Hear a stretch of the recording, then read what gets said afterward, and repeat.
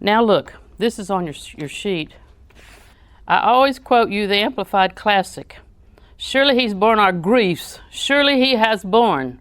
Surely he has borne. That word surely is just a connective word, usually like but or however. But because of our mindset in our English language, when we think of surely, we think, surely you didn't. That word wavers. The gospel of God never wavers. It is what he said it was. It'll do what he said it'll do. Surely he had borne our griefs, sicknesses, weaknesses, and distresses. This word grief is the word sickness, and it's used throughout the Old Testament as the word sickness, as the word disease. When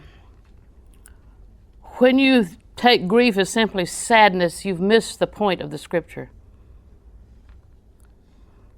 Because what I need is more than encouragement and a smile. I need the power and the arm of the Lord.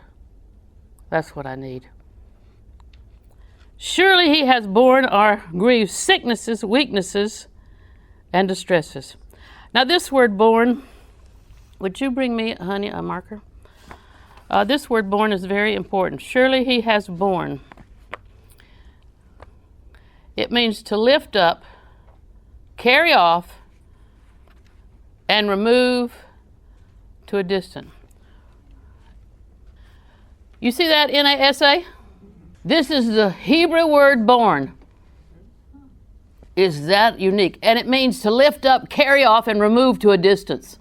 And when Cape Canaveral, Cape Kennedy, when that missile went off the launching pad, what was the first thing they said in the control room? The first words always spoken in the control room. We have liftoff.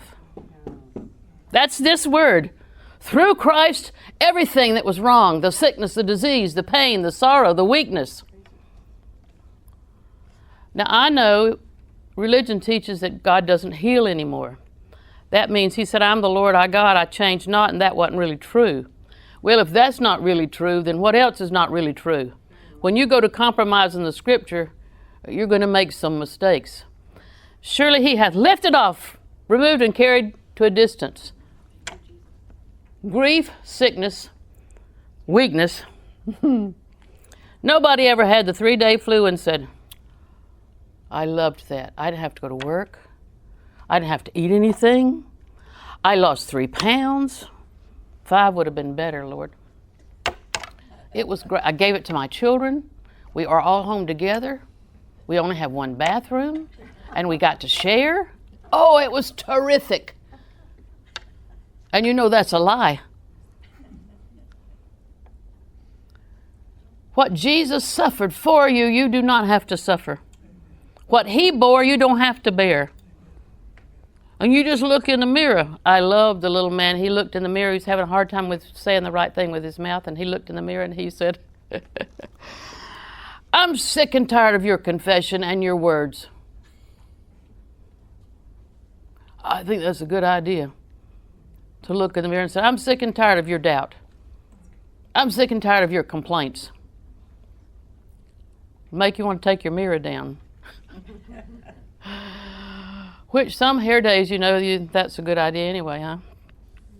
Surely he lifted up, careful, moved to a distance. Now that's what your garbage man does. We never have chased him down the road to get our garbage back.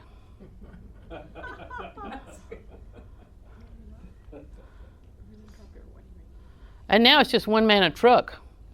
And he has an arm, and his arm comes down to the road and picks up your can and dumps it in the back of that truck and sits it very gently next to the road where you placed it. Is what he does. He lifted it up, he carried it off, and he removed it to a distance. And that's this word borne. Jesus lifted up, carried off, and removed to a distance all your diseases.